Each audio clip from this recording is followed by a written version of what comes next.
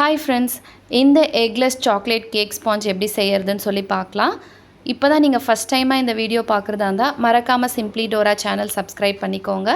வாங்க வீடியோக்குள்ளே போகலாம்.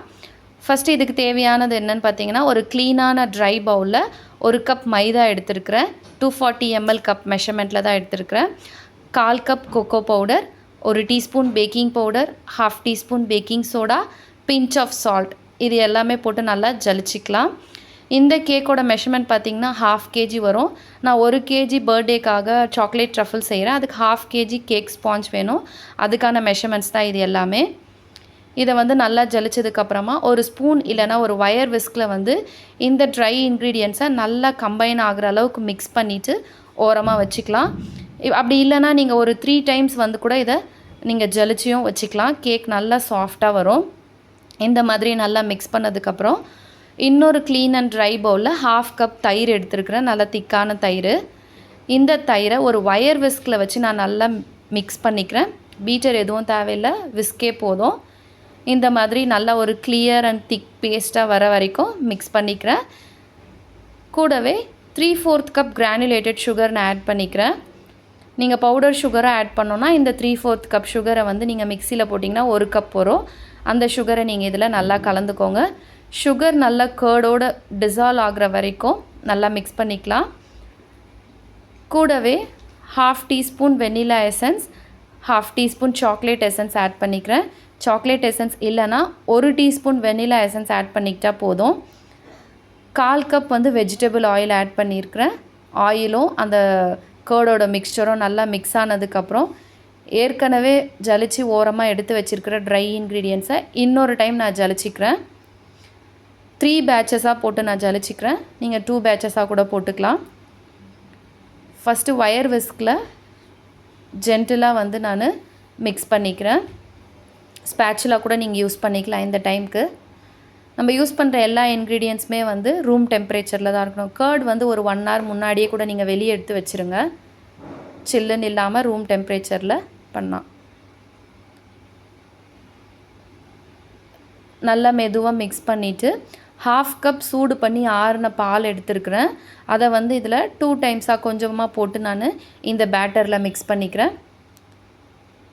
மில்க்கும் ட்ரை இன்க்ரீடியன்ட்ஸும் சேர்ந்து பேட்டரை ரெடி பண்ணிக்கலாம்.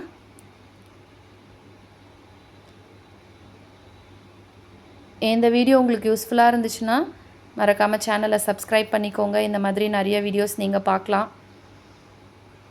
இதுக்கு வந்து பார்த்திங்கன்னா நான் ஒரு 10 minutes குக்கர் ப்ரீ ஹீட் பண்ணி வச்சுருக்கிறேன். சிம்மில் வச்சு ஒரு 50 to 55 minutesல வந்து கேக் ரெடி ஆகிடும். நீங்கள் ஓடிஜியில் பண்ணுறதா இருந்தால் 180 degrees Celsiusல 10 minutes ப்ரீ ஹீட் பண்ணிவிட்டு 40 minutesல வந்து கேக் பேக் ஆகிடும். ஒரு ஓடிஜியோட டெம்பரேச்சர் வந்து வேரி ஆகும். அதுக்கு தகுந்த மாதிரி நீங்கள் செட் பண்ணிக்கோங்க. நான் வந்து இப்போ குக்கரில் தான் செய்ய போகிறேன். இந்த மாதிரி திக்கானதுக்கப்புறம் அந்த பால் வந்து கொஞ்சம் ஊற்றி பேட்டரோட நல்லா மிக்ஸ் பண்ணிக்கலாம். கட் அண்ட் ஃபோல்ட் மெத்தடில் அந்த சைட்ஸ் எல்லாம் நல்லா ஸ்க்ரேப் பண்ணிவிட்டு ரெடி பண்ணிக்கலாம். நீங்களும் உங்கள் வீட்டில் இந்த மாதிரி ட்ரை பண்ணி பார்த்துட்டு எப்படி வந்துச்சுன்னு சொல்லி கமெண்ட்டில் சொல்லுங்கள். ஜென்டிலாக மிக்ஸ் பண்ணிக்கலாம். ஓவர் மிக்ஸ் பண்ண வேண்டாம்.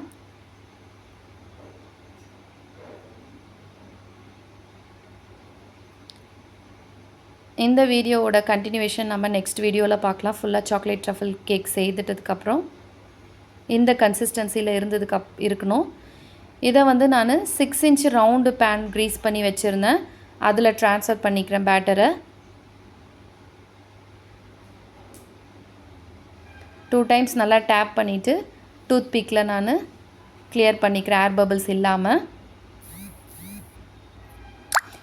கேக் பேக் ஆனதுக்கப்புறம் நல்ல கூல் டவுன் ஆனதுக்கப்புறம் நீங்கள் ஸ்லைஸ் பண்ணிக்கோங்க. நல்ல கூல் டவுன் ஆனதுக்கப்புறம்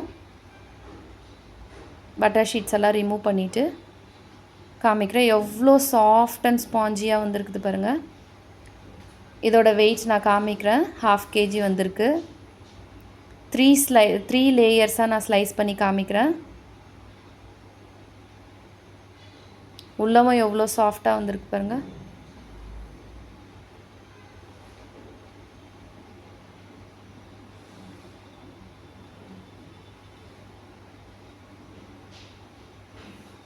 நீங்களும் இதே மெஷர்மெண்ட்டில் ட்ரை பண்ணி பாருங்கள். இதோட வெயிட்டு போர்டு மைனஸ் பண்ணிவிட்டு 508 grams.